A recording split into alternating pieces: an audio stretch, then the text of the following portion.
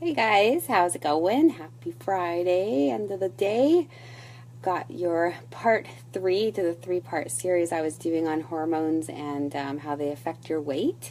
And pretty interesting topic. I was actually talking a little bit with my class today about it. It's something that a lot of people kind of deal with, especially as we get a little older and our hormones start to get more unbalanced. And we notice things like it being more difficult to lose weight or keep weight off, or a lot of women who never had problems with having a lot of belly fat have noticed that they're starting to gain belly fat and they don't seem to be able to do anything about it, and they're frustrated about it. And I totally understand that. I get that, and it's very much to do with hormones. So the good news is there are some things you can do to help with your hormones, help get them back in balance, and help get things working a little bit more normally. So that's what I'm going to talk about. And the last three that I'm talking about, probably ones that you haven't heard a whole lot about, but it's interesting because they all work together. So if one's out, it's going to affect the other one. So I'll talk about these last three with you guys. Hey Jennifer, how's it going? So the first one I was going to talk about is glucagon-like peptide 1, or GLP-1, which is what I'm going to call it for the rest of this because it's easier to say. So GLP-1 is released from the intestines in response to food intake, and it makes you feel full and also plays a role in keeping your blood sugar stable.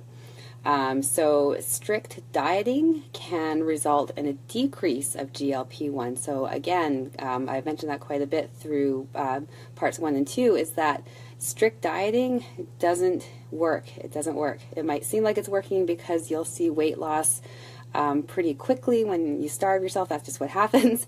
But the reaction in your body, especially on the hormone level, not worth it in the end. It's going to screw you in the end. It's going to make you a lot more miserable later on. Hey Kevin, how's it going? GLP-1, what to do to keep your GLP-1 levels in check. Eat your proteins. So that's another common theme with all these hormones, and having them be out of balance seems to be a lot of lack of protein and too much sugar. So, you have to get enough protein. The amount of protein for each individual will be different depending on your body type and what your goals are. So, for instance, someone who's doing a lot of strength training, they're going to need more protein. Men typically need more protein than women. On average, for the normal healthy individual, eating about 20 to 30% of your diet in protein is a good number to go with. So that's kind of a good place to start, and you can always play around with it and see what works best for you. So you got to get that protein in, and I know I've been eating about just over 30% protein since I started my training for my competition coming up. And I've noticed a difference. I don't find that I really get hungry. I don't find that I'm having cravings for anything, which I kind of thought I would, but it seems that none of that is happening. So, and I'm probably at about 33% protein right now. And whereas before I was probably closer to around like 20%, so I've just bumped it up a little bit, and it has made a difference that I've noticed quite a bit. The other thing for keeping your GLP-1 levels in check is to use a high-quality probiotic. So you need to get a high-quality probiotic. That's the key. Don't go for something that's cheap because it's probably dead. Probiotics are living things, so you need to get a high-quality one that's going to survive in your gut. Hey, Mark, how's it going? Hi, Nolan. So you can look for that in your pharmacy, or go to a grocery store that sells natural foods, and they'll have it in the refrigerated section. Or you can use Shakeology, which is what I use. But you want to keep your intestinal flora in balance, meaning you want to build up the good flora, because for a lot of us, the good flora has been killed off, and that can be just from exposure to antibiotics taken for flus, or even antibiotics found in meats that we're eating. So what happens is when your good bacteria are out of balance, you're not actually absorbing your food properly. So you could be eating a healthy diet, you know, you're eating the right nutrients, but because the flora in your gut are so out of whack, you're not actually absorbing all of the nutrients that you think you are. So you're not getting that same nutrition. This is why people tend to get cravings and you know, they have a problem losing weight because they are not absorbing their food properly. You'll also notice that your energy level isn't so good either. So take note, next time that you take antibiotics for something, take note of how you feel afterwards. You'll probably notice that you're quite a bit more tired, energy is low, and you might notice that you're having more cravings. So it's really important to keep that good flora built up in your gut by using a probiotic. And probiotic supplementation seems to increase the levels of GLP-1. Hey Andre, how's it going?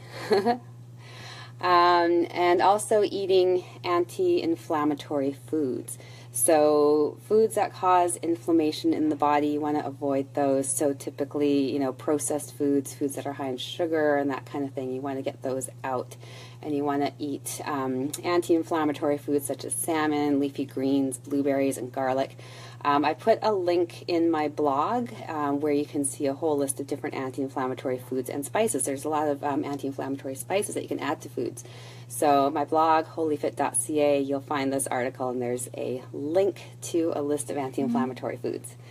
So the next one, cholecystokinin. So I'm going to call this CCK because that's the initials for it, and it's a lot easier to say. This is another one that's produced in your gut after a meal, and its role is to help you with digestion and reduce your appetite.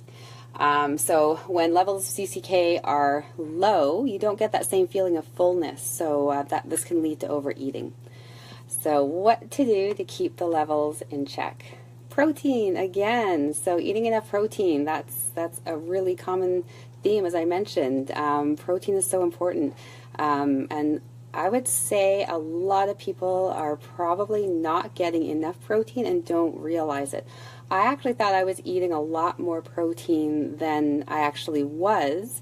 And I learned this when I started my dieting for this competition that I'm going to do, because now that I'm following this particular diet, I'm trying to fall within certain macronutrients. So I got an app so I can put in the foods that I'm eating to see where I'm at. The app is MyFitnessPal. I love it. It's really awesome. And I didn't realize that the amount of protein I was taking in before was actually quite low. So I had to increase that.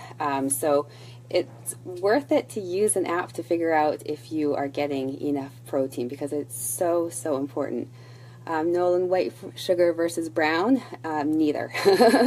Both are going to cause a huge spike in blood sugar, going to cause all sorts of problems. So if you do need a sweetener, I always tell people, you know, look for raw honey. And even that, you know, go easy on it. So raw honey, because it hasn't been pasteurized, it still has some nutrients in it, but it's still, you know, a form of sugar. So it is going to cause, you know, your blood sugar to rise and possibly drop quite rapidly if you're eating a lot of it. But if you're eating just a small amount and you're including fiber and protein in your diet, it's not going to be as bad. But, you know, any kind of sugar, like white sugar, brown sugar, it's just, you know, and cane sugar, it sounds like it might be healthy, but it's not. It's just overly processed, and it really does wreak havoc in your body. Healthy fats. So another one that will help with your CCK is eating healthy fats. And some people really shy away from fats. We were all kind of fat phobic for a while there in, I would say, the late 80s, early 90s, when it was all about fat makes you fat, which wasn't true. So what happened? Everyone went off fat and everyone put on weight. So you need to get those healthy fats. They're very important for the proper functioning of your body. And healthy fats such as olive oil trigger the release of CCK, so that means that you're going to get that feeling of fullness. So make sure that you are including some healthy fats. You don't want to go overboard. They are really dense in calories. They have more than twice the amount of calories per gram as a carbohydrate or a protein, but you do need to have those healthy fats. So Oreos are out. Yeah, sorry, Regan. Oreos are out for now. Oh man, I used to eat those things by the sleeve. It was terrible. And then the next thing you want to make sure that you're getting is getting enough fiber. So Getting enough fiber has been shown to increase your CCK as well. So make sure that you're eating your fruits and your vegetables and those unprocessed grains. And yeah, Regan, I agree, it's bad news. Why are Oreos so good? Stupid Oreos. And then the last one that I'm going to talk about is peptide YY, so PYY.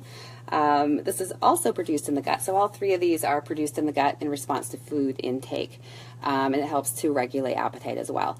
Higher calorie foods will cause your gut to release more PYY, so and that lets you know that you're full. So like if you've ever noticed when you're eating a meal that's a little higher in calories, you notice you get full faster.